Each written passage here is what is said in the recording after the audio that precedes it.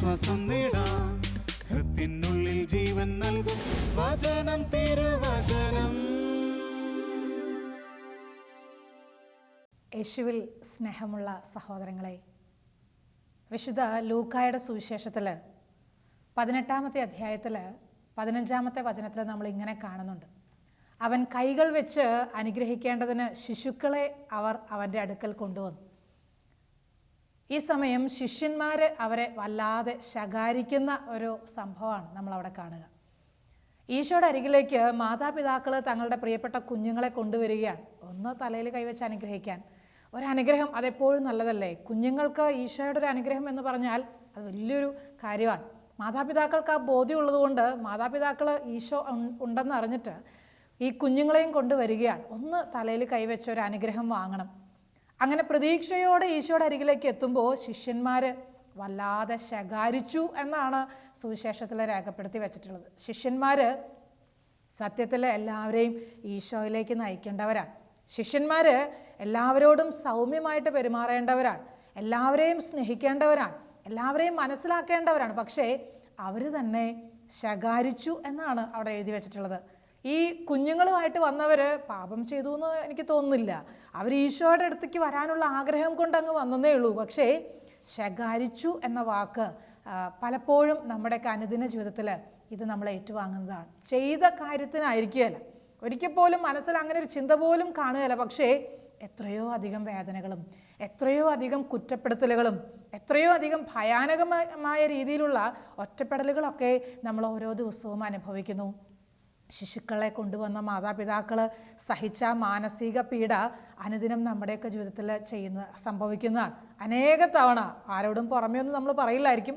തൊട്ടടുത്ത് നമ്മുടെ കൂടെ ഉള്ളവർക്ക് പോലും നമ്മുടെ ഉള്ളിൽ നടക്കുന്ന ഈ മാനസിക സംഘടനയോ അല്ലെങ്കിൽ മനസ്സിൻ്റെ പിരിമുറുക്കങ്ങളോ ഒന്നും തിരിച്ചറിയണമെന്ന് ഒരു നിർബന്ധവും ഇല്ല. പക്ഷേ കർത്താവിന് മനസ്സ് വായിക്കാൻ കഴിയുമല്ലോ, ഈശോയ്ക്ക് മനസ്സ് കാണാൻ പറ്റൂലോ. വിശുദ്ധ മത്തായിയുടെ സുവിശേഷത്തിൽ 5-ാമത്തെ അധ്യായം 11-12 തിരുവചനങ്ങളിൽ ഇങ്ങനെ പറയും: എന്നെ പ്രതി മനുഷ്യർ നിങ്ങളെ അവഹേളിക്കുകയും പീഡിപ്പിക്കുകയും എല്ലാവിധ തിന്മകളും നിങ്ങൾക്കെതിരെ വ്യാജമായി പറയുകയും ചെയ്യുമ്പോൾ നിങ്ങൾ ഭാഗ്യവാന്മാർ.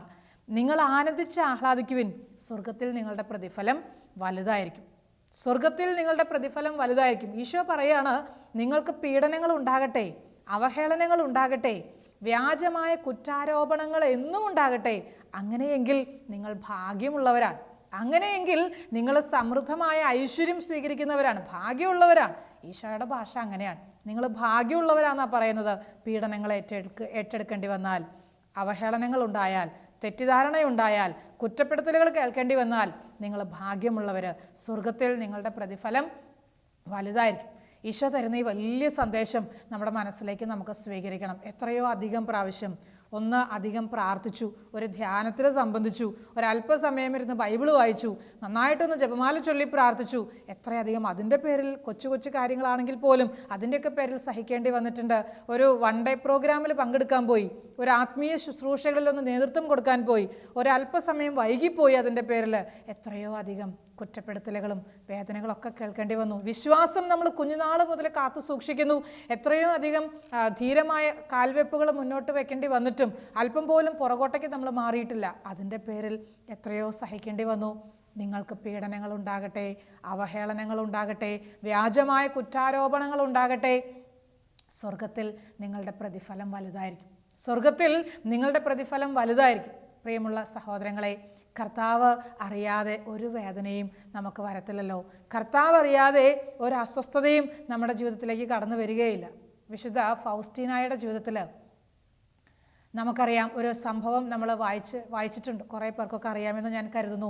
വിശുദ്ധ ഫൗസ്റ്റീനായെ പലപ്പോഴും സംശയത്തോടും അല്ലെങ്കിൽ ഒരു പുച്ഛ മനോഭാവത്തോടൊക്കെ കൂടെയുള്ളവർ കാണുമായിരുന്നു. ഫൗസ്റ്റീനായുടെ വിശുദ്ധിയും പ്രാർത്ഥനാ ജീവിതവും ഭക്താഭ്യാസങ്ങളൊക്കെ അല്ലെങ്കിൽ ഈശോയോടുള്ള ബന്ധത്തെയൊക്കെ സംശയിക്കുകയും അത് നല്ല രീതിയിലല്ല എന്ന് പറയുന്നവരും ഈവൻ അത് ഹിസ്റ്റീരിയ രോഗമാണ് എന്ന് പോലും പറഞ്ഞിട്ടുള്ളവരൊക്കെ ഉണ്ടായിരുന്നു. അപ്പം ഇങ്ങനെയുള്ള ഈ സാഹചര്യത്തിൽ ഒരു ദിവസം മനസ്സ് വല്ലാതെ വേദനിച്ച് ഈശോയോടെല്ലാം പറയാണ് ഫൗസ്റ്റീന വിശുദ്ധ. അങ്ങനെ പറഞ്ഞുകൊണ്ടിരിക്കുമ്പോൾ ഈശോ പറയാണ്, ഫൗസ്റ്റീന, മറ്റുള്ളവർ നിന്നെ വേദനിപ്പിക്കുന്ന രീതിയിൽ, നിന്നെ അപകീർത്തിപ്പെടുത്തുന്ന രീതിയിൽ സംസാരിക്കുമ്പോഴും പെരുമാറുമ്പോഴും എൻ്റെ മോള് സ്വയം ഒരിക്കലും ന്യായീകരിച്ചേക്കല്ല. ഒരിക്കലും നിന്റെ ഭാഗത്ത് തെറ്റില്ല എന്ന് വരുത്താൻ നീ പരിശ്രമിച്ചേക്കണ്ട. ഈവൻ നിന്നിലുള്ള നന്മയെ അവർ ദുരുപയോഗിക്കുന്നു എന്ന് നിനക്ക് തോന്നിയാൽ പോലും, അങ്ങനെ നിനക്ക് മനസ്സിലായാൽ പോലും, നന്മ ചെയ്യുന്നതിൽ നിന്ന് നീ പിന്മാറിയേക്കരുത്, ഒരിക്കലും പിന്മാറിയേക്കരുത്. ഈശോ ഫൗസ്റ്റിനായെ ഉപദേശിക്കുകയാണ്. എത്രയധികം നിനക്ക് വേദനകൾ അവർ സമ്മാനിച്ചാലും നിന്നെ സ്നേഹിക്കേണ്ടവർ, കൂടെ നിൽക്കേണ്ടവർ, മനസ്സിലാക്കേണ്ടവർ, ഒരു നല്ല വാക്കുകൊണ്ടൊരു പ്രോത്സാഹനം തരേണ്ടവരൊക്കെ മാറി നിന്ന് നിന്നെ വേദനിപ്പിച്ചാലും, നിന്റെ നന്മയെ ദുരുപയോഗിക്കുന്നു എന്ന് നിനക്ക് ബോധ്യം വന്നാലും, നന്മ ചെയ്യുന്നതിൽ നിന്ന് അല്പം പോലും നീ പുറകോട്ട് പോരരുത്, അല്പം പോലും നീ പുറകോട്ട് പോരരുത്. എപ്പോഴും എന്തിനും സഹിക്കാൻ നീ തയ്യാറാകണമെന്ന് ഈശോ വിശുദ്ധ ഫൗസ്റ്റിനായെ ഓർമ്മിപ്പിക്കുകയായിരുന്നു. ഒരിക്കലും കുരിശിലെ വിശുദ്ധ യോഹന്നാനോട് ഈശോ ചോദിച്ചു, യോഹന്നാനെ, നിനക്ക് എന്താ ആഗ്രഹം? എന്താ നിനക്ക് വേണ്ടത്? നീ എന്തിനാണ് ആഗ്രഹിക്കുന്നത്? എന്താ നിന്റെ ആഗ്രഹം?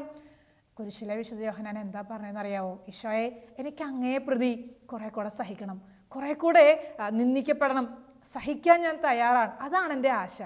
നിന്ദിക്കപ്പെടാൻ, അതിനാണ് എൻ്റെ ആഗ്രഹം, അതാണ് എൻ്റെ പ്രാർത്ഥന. ആർക്കെങ്കിലും പറയാൻ ധൈര്യം കിട്ടുമോ?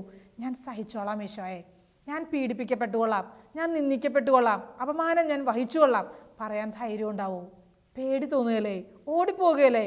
ആരെങ്കിലുമൊക്കെ ഒന്ന് അപകീർത്തിപ്പെടുത്താൻ ശ്രമിക്കുന്നു അല്ലെങ്കിൽ നിന്ദിക്കുന്നു എന്ന് കരുതുമ്പോഴേക്കും നമ്മളൊക്കെ ആകെ തളർന്നു പോയി. ഒരു കുത്തുവാക്ക് കേൾക്കേണ്ടി വന്നു, മൊത്തം ഡൗണായി. പിന്നെ നമ്മളെ എടുക്കാൻ വല്ല JCB കൊണ്ടുവരേണ്ടി വരും. പിന്നെ അങ്ങ് തളർന്നു പോയി. പിന്നെ പ്രാർത്ഥനയില്ല, കുരിശുവരയില്ല, ചിരിയില്ല, കളിയില്ല, സന്തോഷമില്ല. എളുപ്പം മുഖം വാടുന്നവർ, എളുപ്പം സങ്കടം തോന്നുന്നവർ, എളുപ്പം സങ്കടത്തിലേക്ക് പോകുന്നവർ, ആത്മീയ ജീവിതത്തെ പോലും വേണ്ട അല്ലെങ്കിൽ അതൊരു പരാജയമാണ് എന്ന് പറയുന്നവരെ അനേകരെ കണ്ടിട്ടുണ്ട്. പ്രിയമുള്ള സഹോദരങ്ങളെ, കുരിശുകളെ സ്നേഹിക്കാൻ, ഈശോയെ പ്രതി അവഹേളനങ്ങളും പീഡനങ്ങളും നൊമ്പരങ്ങളും ഒക്കെ നല്ല രീതിയിൽ ഏറ്റുവാങ്ങാൻ ഒരു വലിയ ധൈര്യം തന്നെയും നമുക്ക് ആവശ്യമുണ്ട്. ഒരു ക്രിസ്തു ശിഷ്യന് എന്നും ഉണ്ടായിരിക്കേണ്ട ഒരു വലിയ സ്വഭാവത്തിൻ്റെ പ്രത്യേകതയാണ് വേദനകളെ, തെറ്റിദ്ധാരണകളെ, സഹനത്തിൻ്റെ അനുഭവങ്ങളെയൊക്കെ സന്തോഷത്തോടെ സ്വീകരിക്കുക എന്നുള്ളത്. എളുപ്പമല്ല കേട്ടോ, പറയാൻ എളുപ്പമാണ്. ധാരണകളേക്കാൾ കൂടുതൽ തെറ്റിദ്ധാരണകളാണ് നമ്മുടെ കുടുംബങ്ങളിലൊക്കെ ഉള്ളത്. സത്യമല്ലേ?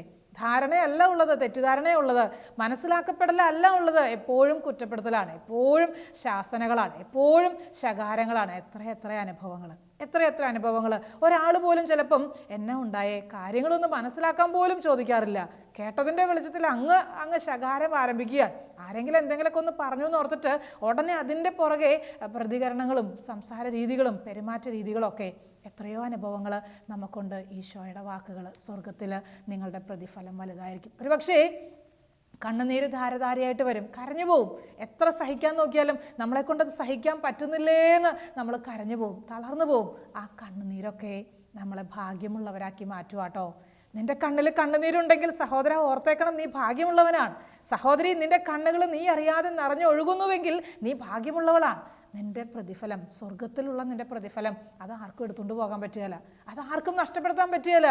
സ്വർഗത്തിലുള്ള നിന്റെ ആ പ്രതിഫലത്തിൻ്റെ ഡെപ്പോസിറ്റ് അത് കൂടി വരികയാണ്, അത് വർദ്ധിച്ചു വരികയാണ്. നമുക്ക് വിശ്വസിക്കാം, ഈശോ എല്ലാ സഹനങ്ങളിലും കൂടെ ഉണ്ടാകുമെന്ന്. ഈശോ എല്ലാ വേദനകളിലും കൂടെ ഉണ്ടാകുന്നു. ഈശോയുടെ ജീവിതം ഒന്ന് ഓർത്ത് നോക്കിയേ. എത്രയധികം പരിഹസിക്കപ്പെട്ടു, എത്രയധികം അടികൾ ഏൽക്കേണ്ടി വന്നു. ആ ശരീരത്തിൽ ഒരു ഇഞ്ച് സ്ഥലം അടി കിട്ടാത്തതുണ്ടോ? എന്തെങ്കിലും ചെയ്തിട്ടാണോ? എന്തെങ്കിലും ഒരു പാപത്തിൻ്റെ ഒരു ചിന്തയെങ്കിലും ആ മനസ്സിൽ വന്നിട്ടാണോ? അല്ല കേട്ടോ. ഒരിക്കൽ പോലും പാപം ചെയ്തിട്ടില്ലെങ്കിലും ഒരുപാട് ഈശോ തകർക്കപ്പെട്ടു. ആ മുഖം മുഴുവൻ വിണ്ട് കയറിയിട്ടുണ്ട്, ആ പുറം മുഴുവൻ ഉഴവുചാലുകൾ പോലെ ആയിട്ടുണ്ട്, കൈകാലുകൾ മുറിഞ്ഞ് ഇനി ഒരു ഇഞ്ച് സ്ഥലം പോലും മുറിയാനില്ല. ഈശോയുടെ ശരീരം മുഴുവൻ തകർത്തുവെങ്കിൽ സ്നേഹിച്ചവർ മാത്രമായിരുന്നു, കൂടെ നടന്നവരായിരുന്നു അത്രയും മുറിപ്പെടുത്തിയത്. അത്രയധികം വിശ്വസിച്ചവരും സൗഖ്യം ഏറ്റുവാങ്ങിയവരൊക്കെ ആയിരുന്നു ഒന്നടങ്കം വിളിച്ചു പറഞ്ഞത് അവനെ ക്രൂശിക്കുക എന്ന്. അങ്ങനെ സഹിച്ച ഒരു ഈശോയ്ക്ക് നമ്മുടെ കണ്ണുനീര് കാണാതിരിക്കാൻ പറ്റുമോ? അത്രയധികം സഹിച്ച ഈശോയ്ക്ക് നമ്മുടെ തെറ്റിദ്ധാരണകളിലൂടെ നമ്മൾ കടന്നു പോകുമ്പോൾ, അവഹേളനങ്ങൾ ഏറ്റെടുക്കേണ്ടി വരുമ്പോൾ, പീഡനങ്ങളിലൂടെ നമ്മൾ കടന്നു പോകുമ്പോൾ, വിശ്വാസത്തിൻ്റെ പേരിൽ മാത്രം സഹിക്കേണ്ടി വരുമ്പോൾ, സഭയിലെ ശുശ്രൂഷകളോട് ചേർന്ന് നിന്നു എന്നതിൻ്റെ പേരിൽ മാത്രം പീഡനങ്ങൾ ഏറ്റെടുക്കേണ്ടി വരുമ്പോൾ ഈശോ കാണാതിരിക്കുമോ? നിന്റെ കണ്ണ് നിറഞ്ഞാൽ ഈശോയുടെ കണ്ണ് നിറയൂട്ടോ. നിന്റെ മുഖം വാടിയാൽ ഈശോയുടെ മുഖവും വാടും. സഹോദര, സഹോദരി, സ്വർഗത്തിലെ സമ്മാനമുണ്ട്. നീ ഭാഗ്യമുള്ളവളാണ്. ആരെങ്കിലും എന്തെങ്കിലും പറയട്ടെ. ക്രിസ്ത്യാനുകരണത്തിൽ ഇങ്ങനെ പറഞ്ഞു വെക്കുന്നുണ്ട്, നീതിമാൻ ഒരിക്കലും ദൈവത്തിൽ നിന്ന് സഹനം വരുമ്പോൾ അവൻ അസ്വസ്ഥനാകില്ല. അവൻ ഒരിക്കലും അസ്വസ്ഥനാകില്ല. അനാവശ്യമായിട്ടുള്ള കുറ്റാരോപണം കേട്ടാൽ പോലും അവൻ അത് സാരമാക്കി എടുക്കുകയല്ല. ഇനി അത് തന്നെയല്ല, നീതിമാൻ ഒരിക്കലും ഒരുപാട് പേരുടെ പ്രോത്സാഹനത്തിൻ്റെ പ്രശംസയുടെ ഒക്കെ വാക്കുകൾ സ്വീകരിച്ചാലും കേട്ടാലും അതിൽ വലിയ സ്ഥാനമൊന്നും കൊടുക്കുകയല്ല. വളരെ ശാന്തമായിരിക്കും എല്ലാ സമയവും. അനുകൂലമായ സാഹചര്യത്തിലും പ്രതികൂലമായ സാഹചര്യത്തിലൊക്കെ ഒരു നീതിമാൻ്റെ മനസ്സ് വളരെ ശാന്തമായിരിക്കും, വളരെ സ്മൂത്തായിട്ട് പോയിക്കൊണ്ടിരിക്കും. ആർസിലെ വിയാനി എന്ന അച്ഛനെക്കുറിച്ച്, വിശുദ്ധനായ വൈദികനെക്കുറിച്ച് കേട്ടിട്ടില്ലേ? ഇടവക വൈദികരുടെ മധ്യസ്ഥനാണ്. ഇന്ന് നമുക്ക് എല്ലാവർക്കും അറിയാം, എല്ലാവർക്കും സുപരിചിതനാണ് ഈ വിയാനി പുണ്യവാൻ. വിയാനി അച്ഛൻ്റെ ജീവിതത്തിൽ എത്രയോ സഹനങ്ങളുണ്ടായിട്ടുണ്ട്. എന്തോരം സഹിച്ചു ആ ജീവിതം.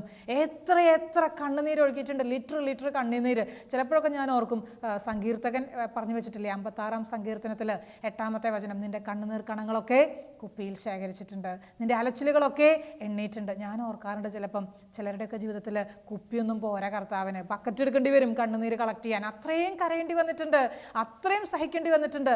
ഈ വിയാനി പുണ്യവാൻ്റെ ജീവിതത്തിൽ ഒരു വലിയ അപവാദം കേൾക്കാനിടയായി. അവിടെ ഉണ്ടായിരുന്ന ഒരു വേശ്യാ സ്ത്രീ ഒരു കുഞ്ഞിനെ പ്രസവിച്ചു. എല്ലാവരും കൂടെ പറഞ്ഞു അതിൻ്റെ ഉത്തരവാദി ഈ വിയാനി പുണ്യവാനാണ്. ഈ വിയാനി അച്ഛൻ്റെ അടുത്തേക്ക് ഒരുപാട് മനുഷ്യർ പ്രാർത്ഥിക്കാൻ വരുന്നു. എത്രയധികം പേർക്ക് വേണ്ടിയിട്ടാണ് പ്രാർത്ഥിക്കുക, ശുശ്രൂഷകൾ ചെയ്യുക. അത്രയും ശക്തമായി കർത്താവിന് വേണ്ടി ജ്വലിച്ച് നിൽക്കുന്ന സമയത്ത്, കർത്താവിന് വേണ്ടി കത്തിപ്പടർന്നുകൊണ്ടിരിക്കുന്ന സമയത്ത് കേട്ട് അല്ലെങ്കിൽ ഏറ്റുവാങ്ങിയ ഒരു വലിയ ആരോപണമാണ് ഒരു വേശ്യാസ്ത്രീയുടെ കുഞ്ഞിൻ്റെ ഉത്തരവാദിത്വം വിയാനി അച്ഛനാണ്. എന്തോരം സഹിച്ചിട്ടുണ്ടാവും. ഇത്തരത്തിലുള്ള വാർത്തകളൊക്കെ പെട്ടെന്ന് ഫ്ലാഷ് ആവും. വേറൊരു നന്മ പ്രവർത്തി ചെയ്ത് അത്രയും പെട്ടെന്ന് ഫ്ലാഷ് ആകില്ല. പക്ഷേ ഇത്തരത്തിലുള്ള ബാഡ് ന്യൂസൊക്കെ വളരെ സ്പീഡിലാണ് അത് ഫ്ലാഷ് ആകുക, വളരെ സ്പീഡിലാണത് എല്ലാവരുടെയും ഇടയിലേക്ക് ചെന്നെത്തുക. ഈ വിയാനി അച്ഛൻ എല്ലാം സഹിച്ചു. ആരുടെയും മുമ്പിൽ പോയിട്ടൊരു പരസ്യ പ്രസ്താവനയും ചെയ്യാൻ പോയില്ല. ഞാൻ നിഷ്കളങ്കനാണ്, എനിക്കൊരു തെറ്റും സംഭവിച്ചിട്ടില്ല, ഞാനിതിൽ ഒരു ഉത്തരവാദിത്വവും എനിക്കില്ല ഈ പ്രവൃത്തിയിൽ. ഞാൻ ഈ പാപത്തെക്കുറിച്ച് അല്ലെങ്കിൽ ഇങ്ങനത്തെ ഒരു പ്രവൃത്തി, ഇങ്ങനെ ഒരു സംഭവം എൻ്റെ ജീവിതത്തിൽ അല്പം പോലും ഉണ്ടായിട്ടില്ല. ഒരിക്കലും ആരുടെയും മുമ്പിൽ ന്യായീകരിക്കാൻ പോയില്ല, തെറ്റ് തിരുത്താൻ പോയില്ല, അവർ പറഞ്ഞത് തെറ്റാണെന്ന് തെളിയിക്കാൻ പോയില്ല. നിശബ്ദമായി ഉള്ളിൻ്റെ ഉള്ളിൽ സഹിക്കുകയാണ്. ഈ വിയാനി അച്ഛൻ എന്നിട്ട് പറഞ്ഞു, എനിക്ക് ഒരുപാട് കുരിശുകളുണ്ട്, ഒരുപാട് വേദനകളുണ്ട്, ഒരുപാട് സഹനങ്ങളുണ്ട്. ഇത് വഹിക്കാവുന്നതിലപ്പുറമാണ്. ഈ കുരിശിൻ്റെ ഭാരം എനിക്ക് താങ്ങാവുന്നതിലപ്പുറമാണ്. പക്ഷേ ഈ കുരിശുകളെയൊക്കെ ഞാൻ സ്നേഹിക്കുന്നു, ഈ വേദനകളെയൊക്കെ നല്ല മനസ്സോടെ ഞാൻ സ്വീകരിക്കുന്നു. സ്നേഹിക്കാൻ തുടങ്ങിയപ്പോൾ എൻ്റെ വേദനകളൊക്കെ എനിക്ക് ആനന്ദം പകരുന്നു.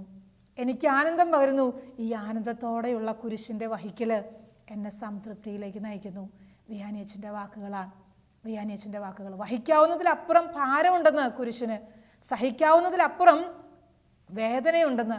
പ്രിയമുള്ള സഹോദരങ്ങളെ, വിശുദ്ധാത്മാക്കളൊക്കെ സ്വർഗത്തിലെത്തിയിട്ടുണ്ടെങ്കിൽ സഹിക്കാഞ്ഞിട്ടല്ല, വേദനയില്ലാഞ്ഞിട്ടല്ല, എത്രയധികം അവർ കേട്ടു.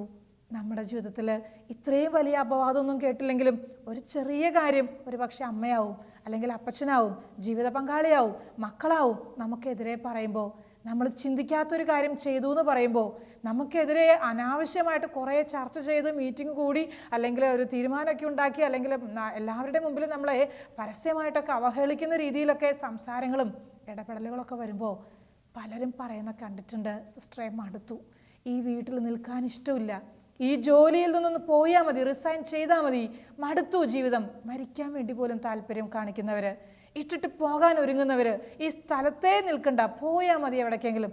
എത്രയധികം പേരുടെ കണ്ണുനീര് കണ്ടിട്ടുണ്ട്, എത്രയോ അധികം പേരുടെ വേദനകൾ കേട്ടിട്ടുണ്ട്. പ്രിയമുള്ള സഹോദരങ്ങളെ, എന്നെ പ്രതി മനുഷ്യർ നിങ്ങളെ അവഹേളിക്കുകയും പീഡിപ്പിക്കുകയും വ്യാജമായ കുറ്റാരോപണം നിങ്ങൾക്കെതിരെ നടത്തുകയും ചെയ്യുമ്പോൾ നിങ്ങൾ ഭാഗ്യവാന്മാർ, ആനന്ദിച്ച് ആഹ്ലാദിക്കണം.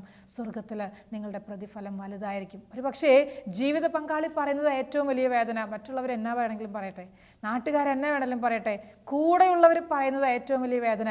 ഈ വിയാനി അച്ഛൻ നാട്ടുകാരിങ്ങനെയൊക്കെ പറഞ്ഞെങ്കിലും അതൊക്കെ സഹിച്ചു. പക്ഷേ അതിലും വേദന തോന്നിയത് സഹപ്രവർത്തകരുടെ ഭാഗത്തു നിന്നുണ്ടായ കുത്തുവാക്കുകളും തെറ്റിദ്ധാരണകളൊക്കെയാണ്. പിശുക്കനാണ്, അറിവില്ലാത്തവനാണ്, കഴിവില്ലാത്തവനാണ്, ഇങ്ങനെയൊക്കെയുള്ള വാക്കുകൾ അത് വല്ലാതെ കീറി മുറിച്ചിട്ടുണ്ട് ആ മനസ്സിനെ. അനേകരിൽ നിന്ന്, പ്രത്യേകിച്ച് കൂടെ നിൽക്കുന്നവരിൽ നിന്നൊക്കെ ഉണ്ടായ ഇത്തരത്തിലുള്ള പ്രതികരണങ്ങൾ ഒരുപാട് ഈ വിയാനി അച്ഛനെ മുറിപ്പെടുത്തിയിട്ടുണ്ട്, സങ്കടപ്പെടുത്തിയിട്ടുണ്ട്. നമുക്കറിയാലോ, ഇന്ന് എല്ലാ അൾത്താരകളിലും വണങ്ങപ്പെടുന്ന രീതിയിൽ തിരുസഭയിലെ വലിയൊരു മാതൃകയെപ്പോലെ ഉയർന്നു നിൽക്കുകയായി ഈ വിശുദ്ധൻ. തിരുസഭയിൽ ഇന്ന് ഈ വിശുദ്ധനെ കുറിച്ച് അറിയാത്തവരാരുമില്ല. അത്രയും വില കൊടുക്കേണ്ടി വന്നിട്ടുണ്ട്, അത്രയും സഹിക്കേണ്ടി വന്നിട്ടുണ്ട്. എളുപ്പമൊന്നുമല്ല. സഹനങ്ങളെ സ്വീകരിക്കാന്ന് പറഞ്ഞാൽ തെറ്റിദ്ധാരണയുടെ അനുഭവങ്ങളിലൂടെ ശാന്തതയോടും സമചിത്തതയോടും കൂടെ പോകുക എന്നുള്ളത് എളുപ്പമുള്ള കാര്യമല്ല. ഏതെങ്കിലുമൊക്കെ രീതിയിൽ എനിക്കെതിരെ പ്രവർത്തിച്ചവരെ, എനിക്കെതിരെ സംസാരിച്ചവരെ വിളിച്ചുകൂട്ടി അവരുടെ മുൻപിൽ എൻ്റെ നിഷ്കളങ്കത തെളിയിക്കാനൊക്കെ ഒരു വ്യഗ്രത ചിലപ്പോഴെങ്കിലൊക്കെ ഉണ്ടാവും. വേണ്ട കേട്ടോ, ഒരിക്കലും വേണ്ട. അവരെന്നാ വേണേലും പറയട്ടെ, അവരെന്നാ വേണേലും ചെയ്യട്ടെ, അവരെങ്ങനെ വേണമെങ്കിലും എനിക്കെതിരെ തീരുമാനങ്ങൾ എടുക്കട്ടെ. എല്ലാം അറിയുന്ന ഒരു ഈശോ, എല്ലാം കാണുന്ന ഒരു ഈശോ നമ്മുടെ കൂടെയില്ലേ? എല്ലാം അറിയുന്ന ഒരു ഈശോ കൂടെയില്ലേ? ഒരിക്കൽ വിശുദ്ധ കൊച്ചു ത്രേസ്യ തൻ്റെ ജീവിതത്തിലുണ്ടായ ഒരു സംഭവം പറഞ്ഞത് ഓർക്കാൻ, ഫോർമേഷൻ സ്വീകരിച്ചുകൊണ്ടിരിക്കുന്ന സമയത്ത്, പരിശീലനം നേടിക്കൊണ്ടിരിക്കുന്ന സമയത്ത് ഒരു ദിവസം അവരുടെ വരാന്തയിൽ ഒരു പൊട്ടിയ ഗ്ലാസ് ഇരിക്കുകയാണ്. ആരോ പൊട്ടിച്ചിട്ട് അത് കളയുന്നതിന് പകരം അത് അവിടെ വെച്ചു. അത് മറന്നുപോയിട്ടായിരിക്കും, മനഃപൂർവ്വമായിരിക്കുകയല്ല. കൊച്ചു ത്രേസ്യ ഇതിൽ ഒരു പങ്കുമില്ല. പാവം, നിഷ്കളങ്കയാണ്, വളരെ ഇന്നസെൻ്റാണ് ഈ കാര്യത്തിൽ. കൊച്ചു ത്രേസ്യ ഈ കാര്യത്തെക്കുറിച്ച് കേട്ടിട്ട് പോലുമില്ല. ബൈ ചാൻസ് നടന്നു പോകുമ്പോൾ കണ്ടു അവിടെ ഗ്ലാസ് ഇരിക്കുന്നത്. അന്നേരം തന്നെ ഗുരുനാഥയും കണ്ടു, മിസ്ട്രസ്സും കണ്ടു ഈ ഗ്ലാസ് പൊട്ടിയത് അവിടെ ഇരിക്കുന്നത്. ഗുരുനാഥ നോക്കിയപ്പോൾ കൊച്ചു ത്രേസ്യ മാത്രമേ അവിടെയുള്ളൂ. കൊച്ചു ത്രേസ്യയോട് പെട്ടെന്ന് അങ്ങ് അരിശപ്പെട്ടു, വല്ലാതെ ദേഷ്യത്തോടെ പറഞ്ഞു കുറച്ച് കാര്യങ്ങൾ, ഇഷ്ടമില്ലാതെ പറഞ്ഞു. കാരണം സിസ്റ്റർ ഓർത്തത് കൊച്ചു ത്രേസ്യയാണ് ഈ കുരുത്തക്കേട് കാണിച്ചതെന്നാണ്. അതുകൊണ്ട് തന്നെ കൊച്ചു ത്രേസ്യ വഴക്ക് പറഞ്ഞപ്പോൾ കൊച്ചു ത്രേസ്യയ്ക്ക് മനസ്സിലായി, ഇത് എൻ്റെ കയ്യിൽ നിന്ന് വന്നിട്ടുള്ളതല്ല, ഞാനല്ല ഇത് ചെയ്തിട്ടുള്ളത്. നല്ല ഓർമ്മയുണ്ട്, നല്ല ശ്രദ്ധയുണ്ട് ഇങ്ങനത്തെയൊക്കെ കാര്യങ്ങളിൽ. പക്ഷേ ഗുരുനാഥ വിളിച്ചിട്ട് ഇങ്ങനെ പറഞ്ഞപ്പോൾ എന്നാ കൊച്ചു ത്രേസ്യ ചെയ്തതെന്നറിയാവോ? അവിടെ അങ്ങ് മുട്ടുകുത്തി, അങ്ങ് കൈയൊക്കെ കൂപ്പിയിട്ട്, അമ്മേ ക്ഷമിക്കണം, ഇനി ഞാൻ ആവർത്തിക്കാതിരിക്കാൻ ശ്രദ്ധിച്ചു കൊള്ളാം. സാധാരണ എല്ലാ കോൺവെൻറ്റുകളിലും ഉള്ളൊരു രീതിയാണ്, എന്തെങ്കിലുമൊക്കെ കുരുത്തക്കേട് കാണിച്ചാൽ മദറിൻ്റെ മുൻപിൽ പോയി മുട്ടുകുത്തി, ഒരു പ്ലേറ്റൊക്കെ പൊട്ടിച്ചാൽ പൊട്ടിയ പ്ലേറ്റും കൊണ്ട് പോയി മുട്ടുകുത്തി സോറി പറയണം. ഒരു ഗ്ലാസ് പൊട്ടിയാൽ പൊട്ടിയ ഗ്ലാസും കൊണ്ട് സോറി പറയണം. ഇന്ന് ഈ കാലഘട്ടത്തിൽ അങ്ങനെ അധികം ഇല്ല, എങ്കിലും അങ്ങനെയൊക്കെ ചെയ്തിരുന്നൊരു കാലഘട്ടം ഉണ്ടായിരുന്നു. പൊട്ടിയ ഗ്ലാസ്സൊക്കെ പിടിച്ച്, പൊട്ടിയ പ്ലേറ്റൊക്കെ പിടിച്ച് മദറിൻ്റെ മുമ്പിൽ പൊട്ടിപ്പോയി ക്ഷമിക്കണം അമ്മേ എന്നൊക്കെ പറയുന്നൊരവസ്ഥ. ഈ കൊച്ചു ത്രേസ്യ ഗുരുനാഥയുടെ മുമ്പിൽ മുട്ടുകുത്തിയിട്ട് പറഞ്ഞു, ക്ഷമിക്കണം അമ്മേ, ഇനി ആവർത്തിക്കാതിരിക്കാൻ ശ്രദ്ധിച്ചു കൊള്ളാം. അവിടെ നിന്ന് എഴുന്നേറ്റ് പോരുമ്പോൾ മനസ്സിലൊരു ചിന്ത, ഇതൊക്കെ അറിയുന്നൊരു കർത്താവില്ലേ, ഇതൊക്കെ കാണുന്നൊരു കർത്താവില്ലേ, സ്വർഗത്തിൽ ഇനി വിധിയുടെ സമയത്ത് ഇതൊക്കെ വെളിവാവും. ആരാ ഇത് ചെയ്തതെന്ന്, ഞാൻ എന്തിനാ ഈ വഴക്ക് കേൾക്കേണ്ടി വന്നതെന്ന് വെളിപ്പെട്ട് വരുന്ന ഒരു സമയം ഉണ്ടാവും വിധിയുടെ സമയത്ത്. അന്ന് സത്യം തെളിയും. അങ്ങനെ മനസ്സിൽ സ്വയം ആശ്വസിച്ചിട്ട് എഴുന്നേറ്റ് പോന്നു എന്നാ പറയുന്നത്. ഈ കൊച്ചു ത്രേസ്യ പിന്നീട് ഈ ഒരൊറ്റ സംഭവത്തെ ഓർത്ത് എന്തോരം സങ്കടപ്പെട്ടു എന്നറിയോ? കാരണം ആ സമയത്തുണ്ടായ വേദനയെ ഒന്ന് ശാന്തമായിട്ട് സ്വീകരിക്കാൻ പറ്റിയില്ലല്ലോ. അവരെ ഓർത്ത് മനസ്സിൽ നെഗറ്റീവ് ചിന്തയല്ലേ വന്നത്. അവർക്ക് ഇതിൻ്റെയൊക്കെ അടി കിട്ടും എന്നല്ലേ മനസ്സിൽ പറഞ്ഞത്. അവർക്ക് ഇതിൻ്റെയൊക്കെ ഒരു ശിക്ഷ എന്തെങ്കിലുമൊക്കെ അനുഭവിക്കേണ്ടി വരും, എന്തെങ്കിലുമൊക്കെ ഇത് കർത്താവ് വെളിപ്പെടുത്തി കൊടുക്കും, സത്യം പുറത്തു വരും, ഇങ്ങനെയൊക്കെയല്ലേ ചിന്തിച്ചത്. തെറ്റിപ്പോയി കർത്താവേന്ന് കൊച്ചു ത്രേസ്യ 1000 പ്രാവശ്യമെങ്കിലും ഈ സംഭവത്തെ ഓർത്ത് കർത്താവിനോട് പറഞ്ഞിട്ടുണ്ട്. മനസ്സിലിടയ്ക്കിടയ്ക്ക് പറയും, മറ്റുള്ളവരെ അവഹേളിക്കുമ്പോൾ ചെയ്യാത്തതൊക്കെ നമ്മുടെ മേലെ ആരോപിക്കും, മറ്റുള്ളവർ ചെയ്തതിൻ്റെ ഫലം കൂടെ നമ്മൾ ചിലപ്പോൾ അനുഭവിക്കേണ്ടി വരും. പ്രിയമുള്ള സഹോദരങ്ങളെ, നമ്മുടെ വ്യക്തി ജീവിതത്തിൽ ഏതെങ്കിലുമൊക്കെ രീതിയിൽ സഹനങ്ങളിലൂടെ കടന്നു പോകേണ്ടി വരുമ്പോൾ തളർന്നു പോയേക്കല്ല്, പതറിപ്പോയേക്കല്ല്. ചിലപ്പോഴൊക്കെ സഭാ പ്രവർത്തനങ്ങളിൽ ചേർന്ന് പ്രവർത്തിക്കുന്നവർ, സഭാ ശുശ്രൂഷകളിൽ ആത്മാർത്ഥമായിട്ട് സഹകരിക്കുന്നവർ, സഭയുടെ ശുശ്രൂഷകളിൽ ആത്മാർത്ഥമായിട്ട് അധ്വാനിക്കുന്നതിന് വേണ്ടിയിട്ട് എത്രയധികം രാവും പകലും കഷ്ടപ്പെടുന്നവർ, അവരുടെയൊക്കെ ജീവിതത്തിൽ ചിലപ്പോഴെങ്കിലും സഹനങ്ങളും വേദനകളും സഭയ്ക്കുള്ളിൽ നിന്ന് തന്നെ ഉണ്ടായിട്ടുണ്ട്. എന്ന് പറഞ്ഞാൽ അവരായിരിക്കുന്ന സമൂഹത്തിൽ നിന്ന് തന്നെ ഒരുപാട് വേദനകൾ ചിലപ്പോഴൊക്കെ ഉണ്ടാവും. എന്തിനാണെന്നറിയോ? അവരുടെ ആ സഹനവും അവരുടെ ആ കണ്ണുനീരും സഭയുടെ വിശുദ്ധീകരണത്തിന് കർത്താവ് ആവശ്യപ്പെടുന്നു എന്ന് വേണം മനസ്സിലാക്കാൻ. ഒരു കുടുംബത്തിന് വേണ്ടിയിട്ട് രാവും പകലും അധ്വാനിക്കുന്ന ഒരു ഭർത്താവ് അല്ലെങ്കിൽ ഭാര്യ കുടുംബാംഗങ്ങളിൽ നിന്ന് ഏറ്റുവാങ്ങുന്ന സഹനങ്ങൾ വല്ലാതെ സഹിക്കാൻ പറ്റാതെ അത് ഓർത്തിട്ട് ഇരുന്ന് കരയുമ്പോൾ ഒന്നേ പറഞ്ഞു കൊടുക്കാനുള്ളൂ, ഈ കുടുംബത്തിൻ്റെ വിശുദ്ധീകരണത്തിന് ഈ സഹനം ആവശ്യമാണ്. ഈ കുടുംബത്തിൻ്റെ ഉയർച്ചയ്ക്ക്, ആത്മീയമായിട്ടുള്ള ഉയർച്ചയ്ക്ക് ഈ കണ്ണുനീര് ആവശ്യമാണ്. ഓർക്കുന്ന ഒരു അമ്മ വന്നിട്ട് പറഞ്ഞൊരു സംഭവം, സിസ്റ്ററെ 2 മക്കളാണ് ഉള്ളത്. മൂത്ത മകൻ വിവാഹിതനാണ്, അവർക്ക് മക്കളില്ല, 10-12 വർഷമായി വിവാഹം കഴിഞ്ഞിട്ട്, എങ്കിലും സമാധാനമായിട്ട് അവർ 2 പേരും ജീവിക്കുന്നു. ഇളയ മകൻ അവൻ വിവാഹം ചെയ്തിട്ടില്ല, അവന് വയസ്സ് 35ആയി. പക്ഷേ അവനെ കൊണ്ട് ഞാൻ മടുത്തു സിസ്റ്ററെ. എത്രയധികം കടബാധ്യത അവൻ വരുത്തിയിട്ടുള്ളതെന്നറിയാവോ? അവൻ വീട്ടിലെ സകല സാധനങ്ങളും എടുത്തുകൊണ്ട് പോയി നശിപ്പിക്കാൻ തുടങ്ങി. അവന് ഇനി ഒന്നും കൈകളിൽ. ഇനി അവസാനം ഈ വീട് ഇരിക്കുന്ന ഒരു 5 സെൻറ്റ് സ്ഥലവും ഈ കൊച്ചു വീട്, അധികം വലിയ വീടൊന്നുമല്ല, ഒരു കുഞ്ഞു വീടാ ഈ കൊച്ചു വീട്, ഈ വീടും ഈ സ്ഥലവും ഇതിൻ്റെ ആധാരം എൻ്റെ കൈകളിൽ ഞാൻ സൂക്ഷിച്ച് വെച്ചിട്ടുണ്ട്. അവൻ്റെ കണ്ണിപ്പെട്ടാൽ അവൻ അന്നേരം അത് എടുത്തുകൊണ്ട് പോകും. ഈ കഴിഞ്ഞ ദിവസങ്ങളിലൊക്കെ വലിയ വഴക്കായിരുന്നു വീട്ടിൽ.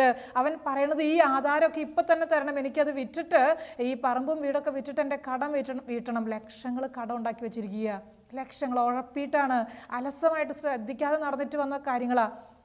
ഉത്തരവാദിത്വ ബോധമില്ലാതെ ഉഴപ്പി നടന്ന ഈ മകനെ ഓർത്ത് കണ്ണുനീരൊഴുക്കുന്ന ഈ അമ്മ എന്നോട് ഇങ്ങനെ പറഞ്ഞു, സിസ്റ്ററിനറിയോ, ഈ കഴിഞ്ഞ ദിവസം ധ്യാനത്തിന് ഇങ്ങോട്ട് വരുന്നതിൻ്റെ തലേ ദിവസം അവൻ നിർബന്ധപൂർവ്വം എന്നെ വല്ലാതെ പീഡിപ്പിച്ച് എന്നെ വല്ലാതെ അസ്വസ്ഥപ്പെടുത്തിയിട്ട് ഈ ആധാരം എടുത്തുകൊണ്ട് പോയി.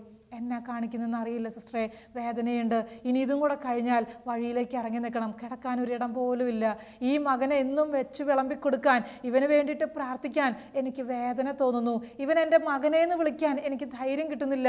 എനിക്ക് വേദന തോന്നുന്നു. മനസ്സിൽ സങ്കടപ്പെടുന്ന, കണ്ണുനീരൊഴുക്കുന്ന എത്രയോ മാതാപിതാക്കൾ. സഹോദര സഹോദരി, കുടുംബാംഗങ്ങളെ ഓർത്ത് നീ ഒരുപാട് സ്നേഹിച്ച, ഒരുപാട് സഹായിച്ച നിൻ്റെ കുടുംബാംഗങ്ങളെ ഓർത്ത് നീ കരയുന്നുവെങ്കിൽ ഒരു കാര്യം ഉറപ്പ്, ഈ കണ്ണുനീര് ആവശ്യമുണ്ട്. എന്തിനാണെന്നറിയോ? നിൻ്റെ കുടുംബത്തിൻ്റെ വിശുദ്ധീകരണത്തിന്.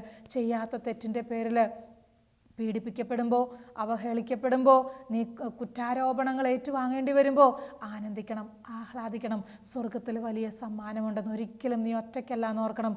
ഈ സഹനത്തിൻ്റെ നിമിഷങ്ങളിൽ മകളെ നീ ഒരിക്കലും ഒറ്റയ്ക്കല്ല. നിനക്ക് വേണ്ടി സഹിച്ച നിൻ്റെ ഈശോ നിൻ്റെ കൂട്ടത്തിലുണ്ട്. എന്തിനെന്നറിയോ? ധൈര്യം തരാൻ. എന്തിനെന്നറിയോ? ബലം പകരാൻ. ഒരിക്കലും കുരിശുമായി വീഴാൻ ഈശോ ഇടയാക്കുകയല്ല. എഴുന്നേറ്റ് നടക്കാൻ, വീണ്ടും കുരിശുമെടുത്ത് മുന്നോട്ട് നീങ്ങാൻ ഈശോ നിന്നെ സഹായിക്കും.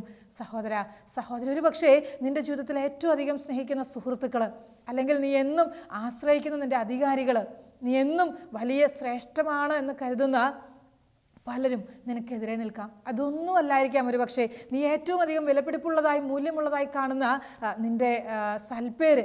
അതായിരിക്കും ഈശോ ആഗ്രഹിക്കുക. അതായിരിക്കാം ഈശോ ചിലപ്പം തിരിച്ചു വാങ്ങുക. ചോദിക്കണതൊക്കെ നമുക്ക് ഈശോയ്ക്ക് കൊടുക്കാം. എൻ്റെ കണ്ണുനീരാണോ ഈശോയ്ക്ക് വേണ്ടത്? എൻ്റെ കഷ്ടപ്പാടാണോ ഈശോയ്ക്ക് വേണ്ടത്? എൻ്റെ അലച്ചിലാണോ ഈശോയ്ക്ക് വേണ്ടത്? എൻ്റെ ഏറ്റവും അധികം ഒരിക്കലും എൻ്റെ സൽപ്പേര് കളയില്ല, അഭിമാനം നഷ്ടപ്പെടുത്തില്ല എന്ന് ചിന്തിച്ച് അതിനു വേണ്ടിയിട്ട് അധ്വാനിച്ചിട്ടുള്ളൊരു വ്യക്തിത്വമാണ് എൻ്റേതെങ്കിൽ, ഈശോയെ നിനക്ക് ആവശ്യം സൽപ്പേരാണോ? ഞാൻ തന്നുകൊള്ളാം. നമുക്ക് ഈശോയോട് പറയണം. ഈശോയുടെ മുമ്പിലേക്ക് ഈശോ എന്ത് ചോദിച്ചാലും സന്തോഷത്തോടെ അങ്ങ് വെച്ചു കൊടുക്കാൻ നമുക്ക് മനസ്സാകാം. ഈശോയുടെ കൈകളിലേക്ക് തന്നെ ഈ വേദനകളെയൊക്കെ, സഹനങ്ങളെയൊക്കെ ചേർത്ത് വയ്ക്കുമ്പോൾ സ്വർഗത്തിൽ നമുക്കായിട്ട് വലിയ സമ്മാനമുണ്ടെന്ന് നമുക്ക് വിശ്വസിക്കാം. ഒന്നിനെയും ഭയപ്പെടേണ്ട കാര്യമില്ല, ആരെയും ഭയപ്പെടേണ്ട. ലോകം വച്ചു നീട്ടുന്ന ഭീഷണികളെ നീ ഭയപ്പെടേണ്ട മോനെ. ആരെങ്കിലുമൊക്കെ നിനക്കെതിരെ എന്തൊക്കെ പറഞ്ഞ് നിന്നെ കുറിച്ച് ലോകത്തിലെ മാധ്യമങ്ങൾ മുഴുവൻ നിനക്കെതിരെ തിരിഞ്ഞാലും, ലോകത്തിലുള്ളവർ മുഴുവൻ നിനക്കെതിരെ തിരിഞ്ഞാലും നീ ഭയപ്പെടേണ്ട. മനുഷ്യരെ പേടിക്കണ്ടെന്ന്, സംഭവങ്ങളെ ഓർത്ത് ധൈര്യം നഷ്ടപ്പെടുത്തണ്ടെന്ന്, സാഹചര്യങ്ങളെ ഓർത്ത് നീ ഭയപ്പെട്ട് പിന്മാറി പോകരുത് എന്ന്. ആരുടെയും ഭീഷണിയോ ആരുടെയും ഭയപ്പെടുത്തുന്ന വാക്കുകളോ നിന്നെ തളർത്താൻ ഇടയാക്കല്ല. കാരണം സ്വർഗത്തിൽ നിന്നെ കാത്തിരിക്കുന്ന ഒരു അപ്പച്ചനുണ്ടെന്നും, നിന്നെ സ്നേഹിക്കുന്ന ഒരു ഈശോ ഉണ്ടെന്നും, സഹായിക്കുന്ന ഒരു പരിശുദ്ധാത്മാവ് എപ്പോഴും കൂട്ടത്തിലുണ്ടെന്നും നീ ഓർത്താൽ നിനക്ക് ധൈര്യമുണ്ട്. എന്തിനേയും അഭിമുഖീകരിക്കാൻ, ഏത് സാഹചര്യത്തെയും നേരിടാൻ ഒരാത്മബലം, ഒരാത്മകരുത്ത് നിനക്കുണ്ട് എന്ന് കർത്താവ് തന്നെ പറഞ്ഞു തരികയാണ്. ഈ ആത്മബലം, ഈ ആത്മകരുത്ത് നഷ്ടപ്പെടാൻ ഇടയാകാതിരിക്കട്ടെ. നമുക്ക് ഈശോയോട് പ്രാർത്ഥിക്കാം. ഒരു നിമിഷം ഒന്ന് കണ്ണുകളടയ്ക്കാം. നല്ല ഈശോയെ, നിന്നെ പ്രതി സഹിക്കാൻ, നിന്നെ പ്രതി വേദനകളെ ഏറ്റെടുക്കാൻ എന്നെ ബലപ്പെടുത്തണമേ എന്ന് പ്രാർത്ഥിക്കുന്നു. യേശുവേ, ചെയ്യാത്ത തെറ്റിനെക്കുറിച്ചൊക്കെ അപവാദങ്ങൾ സ്വീകരിക്കേണ്ടി വരുമ്പോൾ, ഒരിക്കൽ പോലും മനസ്സിൽ ചീത്തയായിട്ടുള്ളത് ചിന്തിച്ചിട്ടില്ലെങ്കിൽ പോലും മറ്റുള്ളവരുടെ കാഴ്ചപ്പാടുകളും ശൈലികളുമൊക്കെ എന്നെ കുത്തി മുറിവേൽപ്പിക്കുമ്പോൾ, എൻ്റെ ഈശോയെ, ക്ഷമിക്കാനും സഹിക്കാനും ശാന്തതയോടെ ഇടപെടാനും എന്നെ സഹായിക്കണമേ എന്ന് ആത്മാർത്ഥമായിട്ട് ഞാൻ പ്രാർത്ഥിക്കുന്നു. തെറ്റിദ്ധാരണകളിലും കുറ്റപ്പെടുത്തലുകളിലുമൊക്കെ ശാന്തത കൈവെടിയാതെ ഈശോയെ സ്വർഗത്തെ ലക്ഷ്യമാക്കി മാത്രം മുന്നോട്ട് പോകാൻ അനുഗ്രഹിക്കണം ഈശോയെ. സഹായിക്കണം ദൈവമേ. ബലം തരണം കർത്താവേ.